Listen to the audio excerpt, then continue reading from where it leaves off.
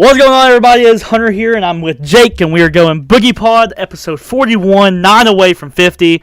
We're getting close. 50, we got a huge surprise that Jake's just giddy up to do. It's going to happen. He's going to be here, but it has to be a surprise, though. Can't tell anyone what it is. So, we're going to be doing our Big Ten predictions today. We're going to be reacting to the first top 25 to come out this year, which is very interesting. Some hot takes in there, in my opinion, that we'll get to. We'll be talking about Marlon Vieira's knockout over Dominic Cruz. Usman versus Edwards is coming up weekend. And we'll also be talking about Shane Burgos' move to the PFL. We'll be talking about some MLB things happened. Texas Rangers fired their head coach. We'll be talking about that. We'll be talking about Tatis Jr. as my phone drops. We'll be talking about Tatis Jr. being a roid head. And we'll be talking about MVPs, Cy Youngs, if the season was to end today, like we do every BoogiePod during the baseball season.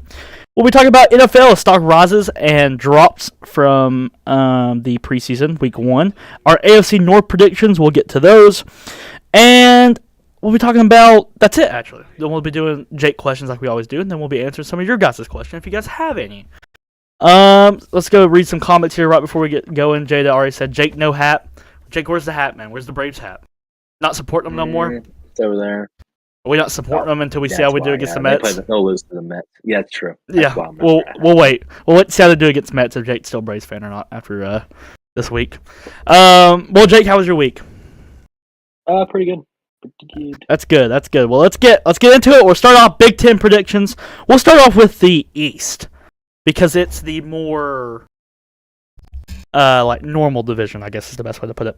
And last, I have Indiana 3-9, 1-8. Next going up, I got Rutgers at 3-9, 1-8 as well. I think Rutgers will win the head-to-head. That's why they'll be ahead of Indiana. I also have Maryland after them at 7-5, 4-5 in conference. I think they'll be decent, but not really at that hump. Do have them getting a bowl game though, so that's good for Maryland fans. That's more than you usually get. Penn State 9-3, 7-2 in conference. I think Penn State will be pretty good, but they're going to drop some games here and there, so they're going to have to not really. I feel like 9-3 is kind of where everyone's going to have Penn State a little bit, maybe a little worse, maybe a little better. But I got Michigan 11-1. That's not necessarily a hot take, but well, they're supposed to be the worst. But I think the quarterback situation will be a lot better this year for Michigan. And they're going to run the ball. And their personnel is going to be really, really well. So I think people are sleeping on Michigan a little bit. I think they're thinking for them to take like a huge step back, and they're not. They're not. Think about Michigan players that went to the draft. Exactly. But they're still going to have a lot of good players there. Moving on, I got Ohio State 12-0, 9-0, and they will be my last team in the playoffs, which kind of spoils who I have win the Big Ten Championship. But come on now. If you don't go Ohio State win the Big Ten Championship, you are nuts. Go ahead, Jake. Give me your East. Okay, last place, I have Rutgers at 2-10. And then I have Indiana up next at 4-8. But I've made an error because I have Maryland up next at 6-5, which is equal games. Yeah. So, but they don't really matter because they still finish in the same spot in this ranking. Yeah. Next is Michigan State at 9-3 with a 6-3 conference record, and then I have Penn State above them at 8-4, but also with a 6-3 conference record. I think they might upset them. I think that's what put them ahead on my ranking here. Okay. And Michigan at 11-1 as well, 8-1 conference record. Obviously, they're going to lose to Ohio State this year, I believe. Yep. I think Michigan will still be good, but I think they'll be like overrated though because their schedule is very favorable. Yeah. And their record's that good. Like if they played any Alabama type team, it would be like insanely bad. Yeah. But, then I have Ohio State 12-0, 9-0. They might be my pick to win it. I think C.J. Stroud's going to be that guy this year, and I think he could go above Bryce Young in next year's draft. I think he's that good. Yeah, he is. He is really good. All right, let's move on to the West, which is a little bit more sneaky division. Everyone has fun predicting this one because it's kind of a toss-up. I think let's get the two out of the way. That's kind of easy. Illinois, I got them going 2-10, 0-9. They're going to be absolutely awful. Then I got Northwestern at 4-8, 1-8. They're also going to be pretty terrible this year. You have nothing to really ride home about. You got a pretty decent quarterback room, I guess. That's kind of it. And then up from here, you can kind of have anyone win in the West, in my opinion. But I have Iowa going 7-5, 4-5. Then I have Purdue going 8-4, 5-4.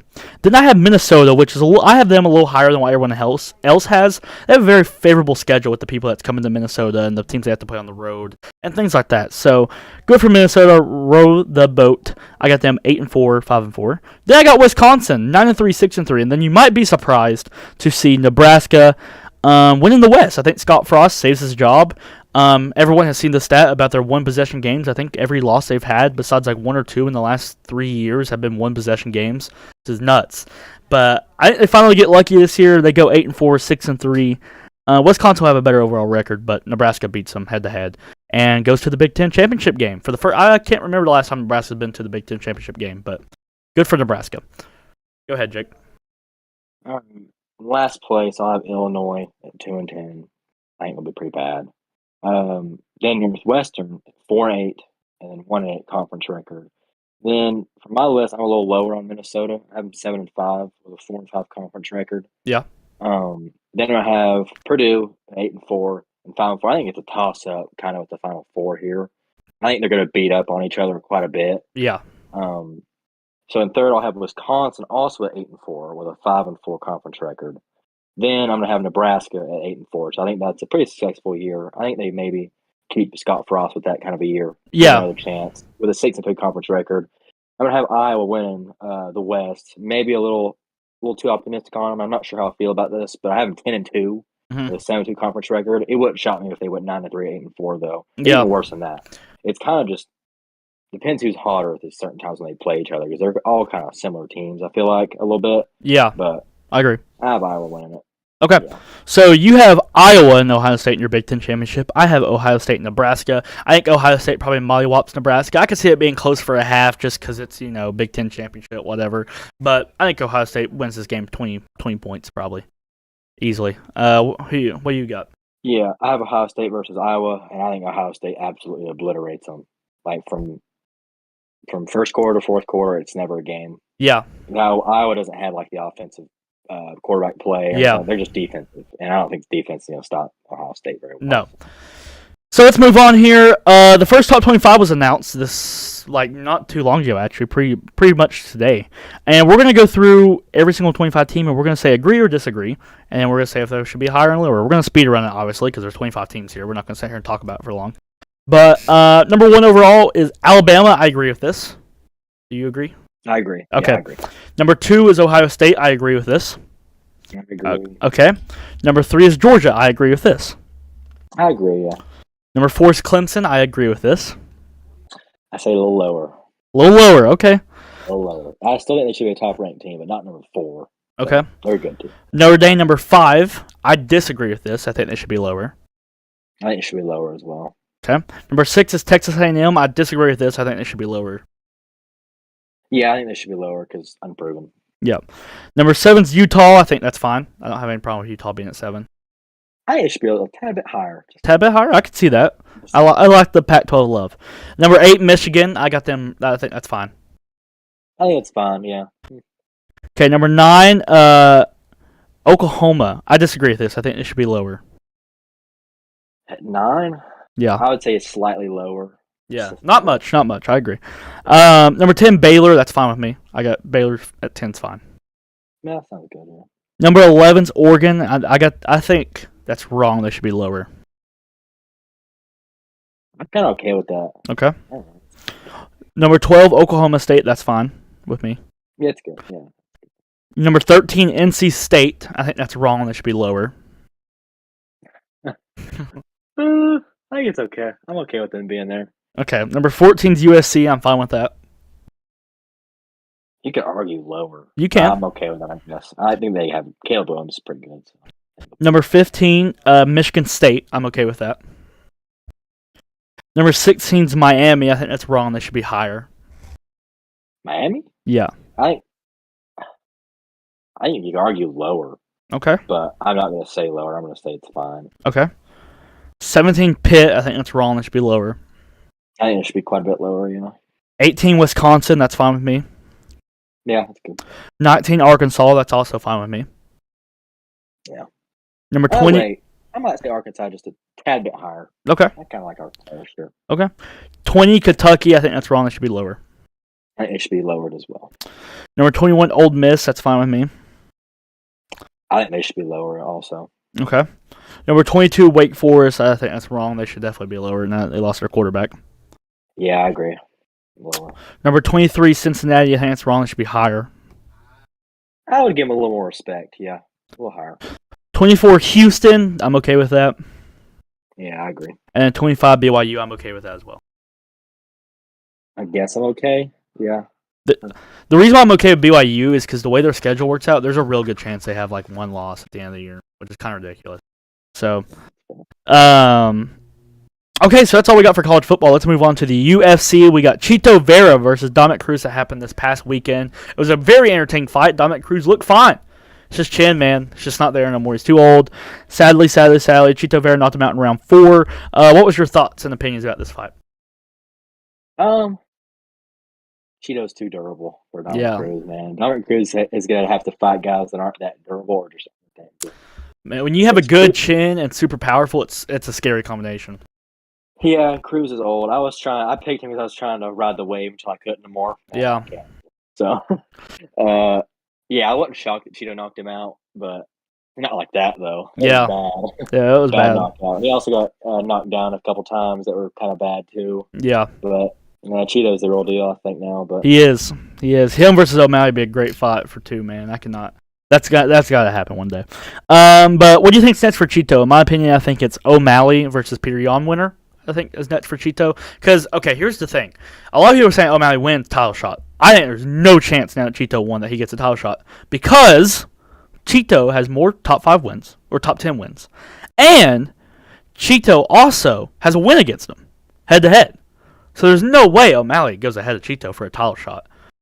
I know the popularity, but even then, man, unless he smokes Peter Yan in like round 1, then I think they got to do Chito versus O'Malley. And obviously Peter Yan won't be getting a title shot right away if he beats O'Malley either.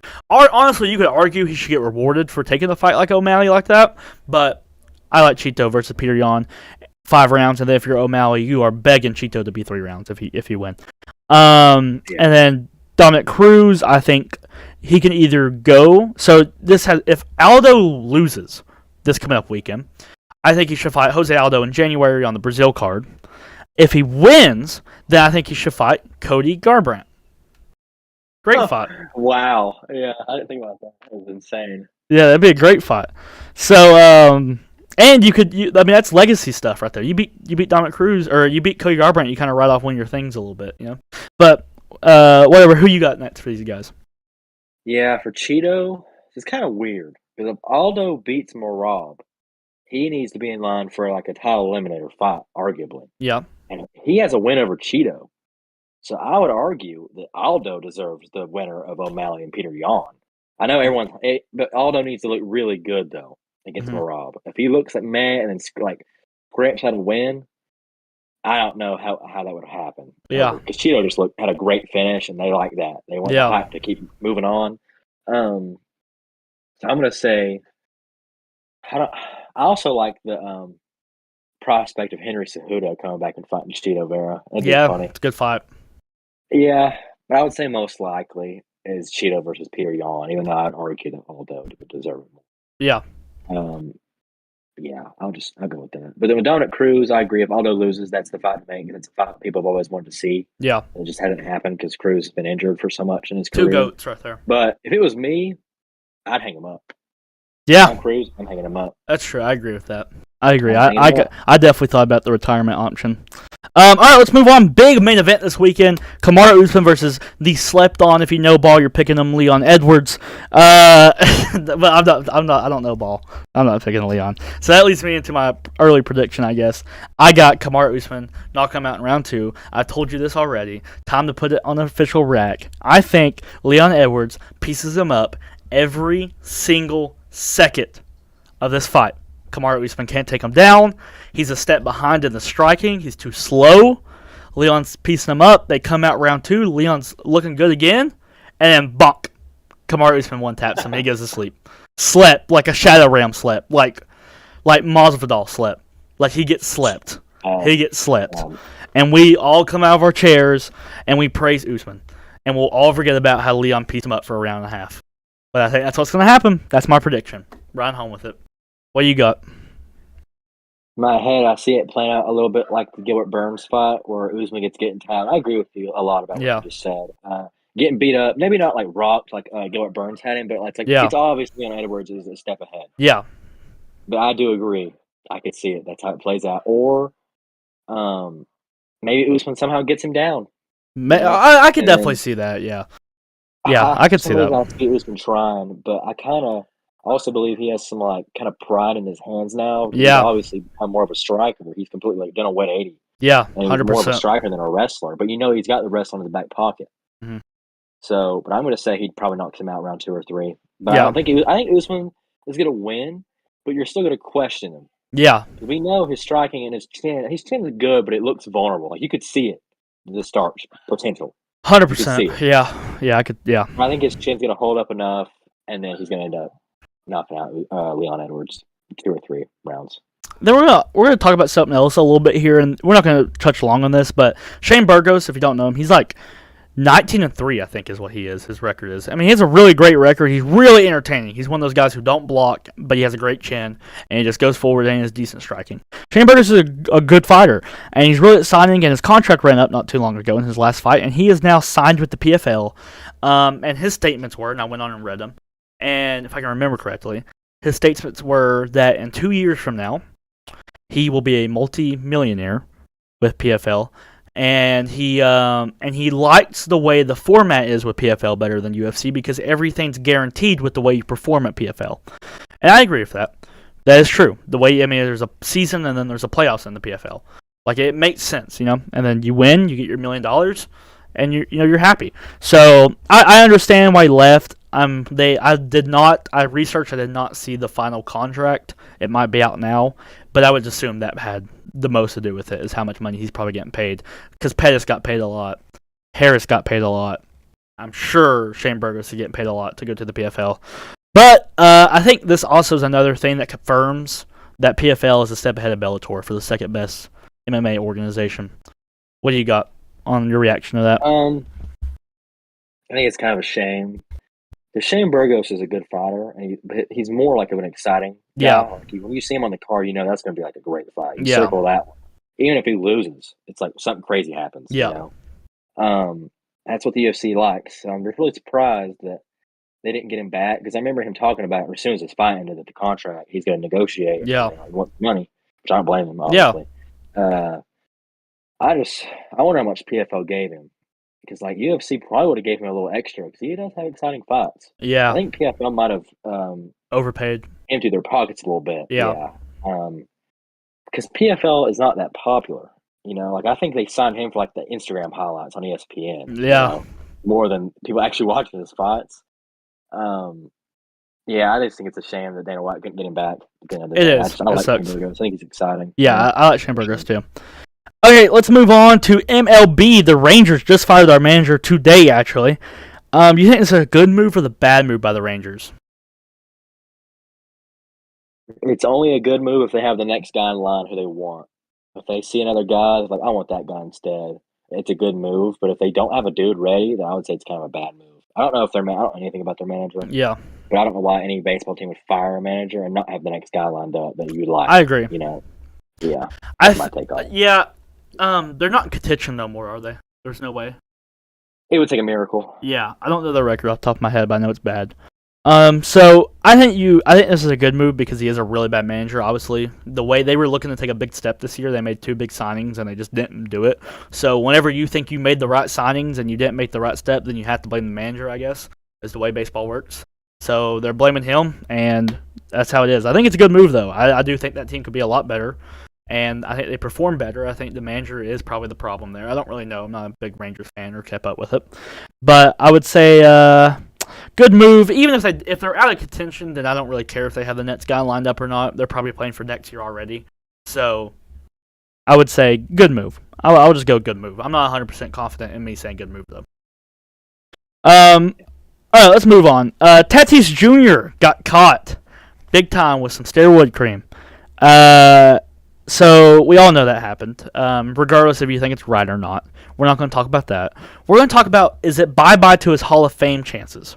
So let's say, Jake, he has a Hall of Fame type career, maybe not first ballot. Okay, maybe not first ballot, but he's like, if there is no roids in the conversation, he's a Hall of Famer. Let's put it that way, okay? So we're looking at the end of his career. Does he get a Hall of Fame with those types of numbers?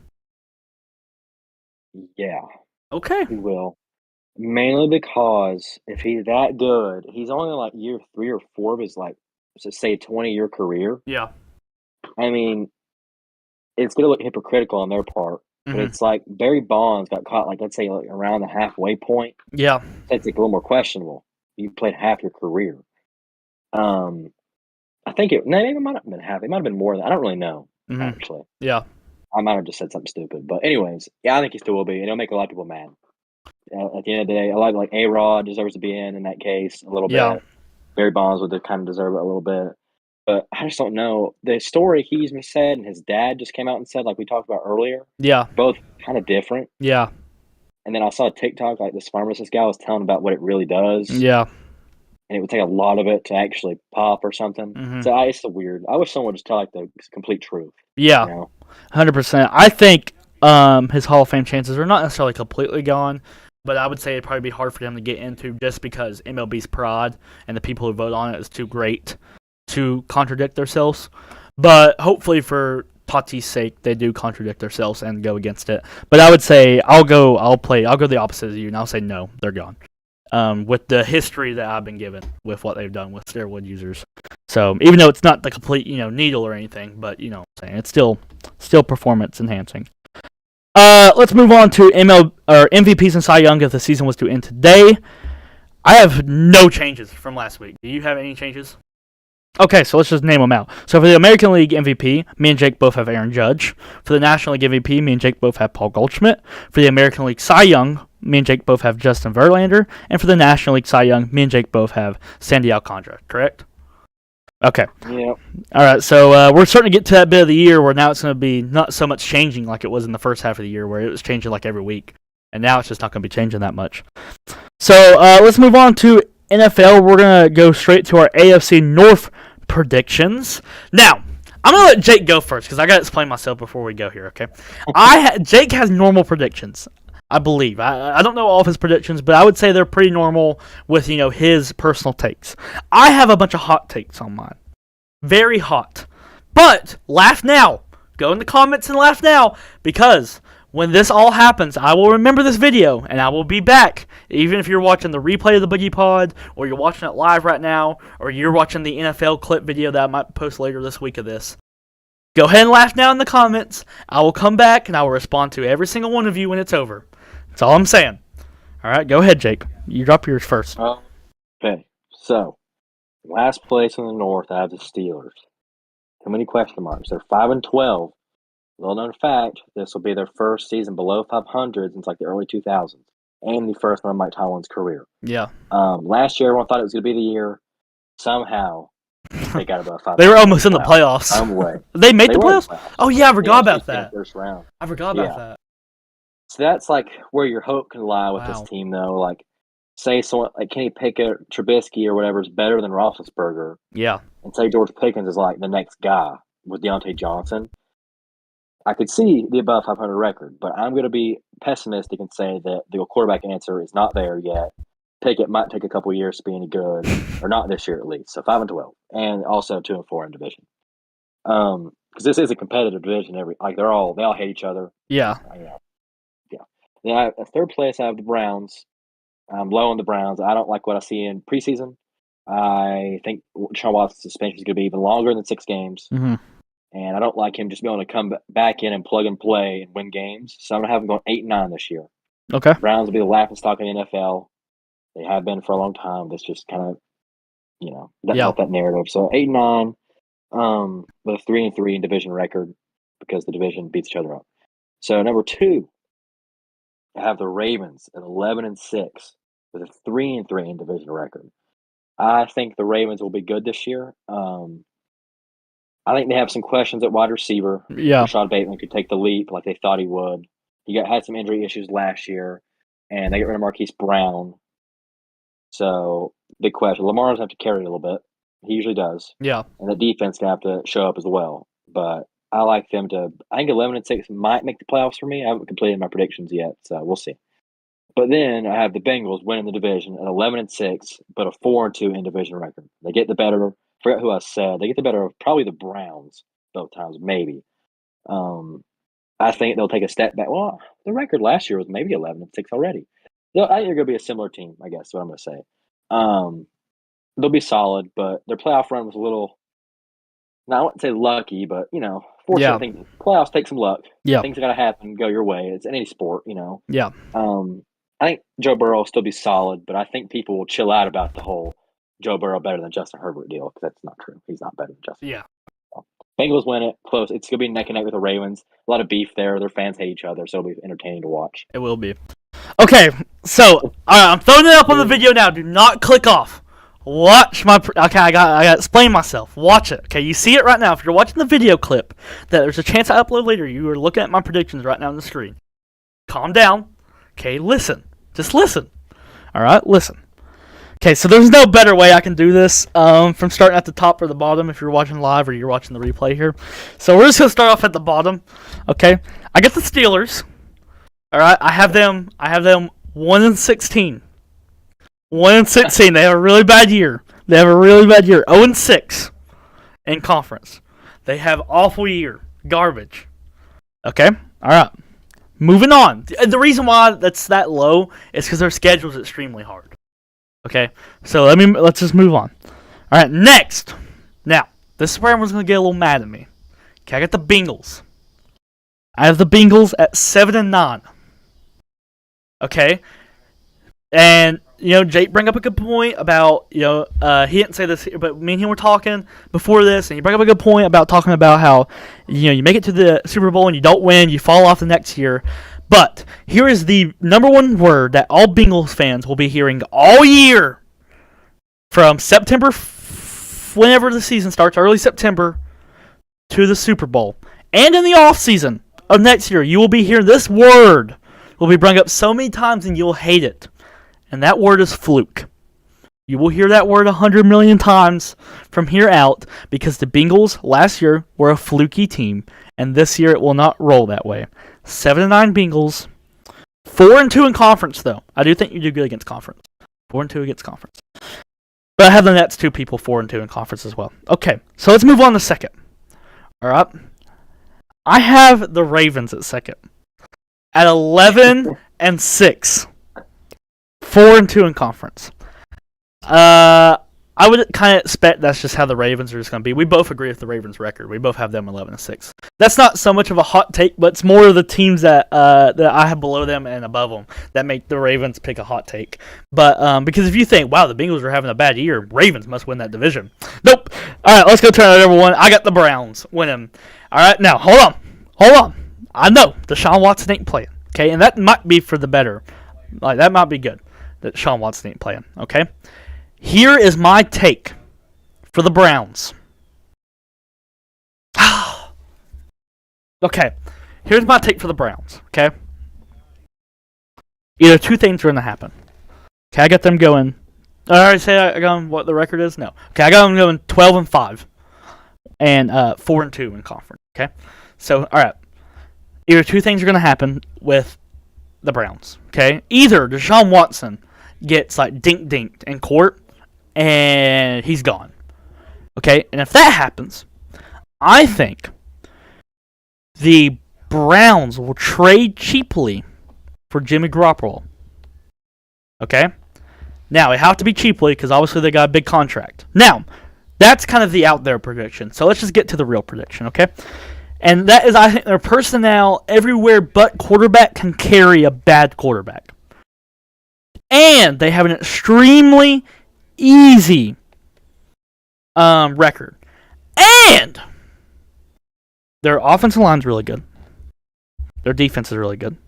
Their receivers are suspect, but it don't matter because you don't have a quarterback throwing to them, so it don't matter. And so, yeah, that's what I got. The really easy schedule makes it easier to predict them for me. So those are my hot takes. That's my hot take division. Hopefully it's my only hot take division this year. But that's my hot take. That's it. Okay. I told Jake before this podcast started that these predictions were going to be bad on my part. And you thought I had the Ravens winning. So I thought you threw a loop right there with the Browns. Yeah, so go ahead and comment. Go ahead, do it. I'll respond to them, All right, so let's go into our preseason week 1 rises in stock and declines in stock. Let's start with declines. I'll go with my top decline. I think it's Deshaun Watson. He looked awful. He looked really bad, which is kind of funny just coming off my Browns prediction. But Deshaun Watson, I don't expect him to play anyway, so I think he did what he did. So go ahead, Jake. My losers. I'm actually going to say, I'm going to go different. Cowboys offensive line is the losers. Okay. I'm a Dallas fan, so I'm kind of biased towards picking them. Like 17 penalties in the first preseason game. Wow, that's something they struggled with last year too. That's the main reason they lost the playoff game. Yeah. Anyone I know people hate Dallas, they'll say other things. Yeah. In my opinion, if they had half those penalties, they probably would win a little easily. 100%. Not easily, but yeah, you know what I mean. And Mike McCarthy is getting questioned. We're working on the penalties. You did not work on the penalties because all your guys had a lot of penalties. Yeah. So I don't understand what we're doing. And then it's partially not his fault a little bit because Jerry Jones is also an idiot and drafted Tyler Smith, the most penalized offensive lineman in college football, to add to the most penalized offensive line in National League football, National Football League. So, yeah, that's my big loser. Okay, some other declines I have are the Bears' offensive line. They looked really, really, really bad in the preseason, and that was something they were supposed to work on. Didn't work on it. They look awful. Then the other thing was Kenny Golladay. He had a really bad game, and he does not look good up to par, and he hasn't looked good in camps and everything like that. So, decline. Bye-bye, Kenny Golladay. Do you have any more declines? I would have Deshaun Watson. We watched him play. Yeah. Wasn't great. His wide receiver dropped a few balls. You could say that some of the wide receiver depth for the Browns is going to be really bad this year, too. Yeah. Because Amari Cooper is injury prone. If he can if his hamstrings stay healthy, he'll be a great fantasy pick, too. Because he'll easily be the wide receiver 1. Yeah. I think Deshaun Watson like him a lot. But if he goes down somehow, I really don't like their chances of having a good passing attack. Yeah. You know they'll be running the ball. Yeah, 100%. Like the best of the league. Yeah. So, yeah, I think their wide receiver core is taking a big L as well. Okay. And right now we're about to go into our last little segment here. So if you guys have any questions or anything sports related you want to ask, we'll answer them. Go ahead and start putting them in there now. But our rises in stock. Number 1, I got Kenny Pickett. He went 13 for 15, 95 yards, 2 touchdown passes. My opinion, man, I know they released their thing about he's not the starter, but low-key, he made a statement to be the starter. I know he's not going against top-tier defenses, though. That is a little question mark there, but he looked good to me. Maybe something else to say in training camp. You know, I trust Mike Tomlin, but, you know, Kenny Pickett looked good. Yeah. What about you? My big riser is probably Trevor Lawrence and the Jacksonville offensive scheme. Yeah.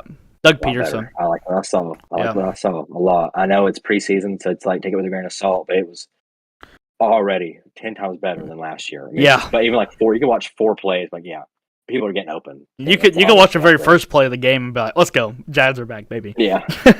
So I like that. I think Trevor, then we're on the right path. Yeah. I want to see. I got 2 other quarterbacks I want to mention, actually. Kyle Trask, he went 25 for 33 with 258 passing yards, 1 touchdown pass, 1 interception. He looked good. There's a chance Tom Brady, with his age, he could always go down injured. That's a good backup to have, in my opinion. I didn't know if he's the first backup, but he made a case to be if he's not. So, yeah. And then my other guy is Drew Lock. I think he made a really good argument to lock up the starting position there in Seattle. 11 for 15, 102 yards, 2 touchdown passes. QB battle going on there. I think he made the argument. I think Geno Smith is the one he's battling with. So, they have Geno listed as number 1 right now, I believe. But yeah, so even if Drew Lock is not the starter, and just because he looks bad in pre-camp or whatever, I think he might end up taking that starting job no matter what. With his stock rising like that, I could say that and then come out preseason week 2 and look awful. So, all right, Jake, you got any questions you want to add? Anything we missed or anything you want to bring up? So I don't have any. Okay, we had felt like a long episode, but it really wasn't. 38 seconds. Or Hunter, 38 minutes. That's bad. I said there reading it. I was like, is that seconds or minutes? He was feeling bold today. Oh, because respond to Jada's no hat. Yeah, Emma said that. You were feeling bold. But we broke it down. It's because of the Mets and Braves game. So yeah, everyone keep Jake in your prayers for the Mets and Braves game. And besides that, I think that'll wrap it up for the episode. So we'll see you guys in the next one next Monday.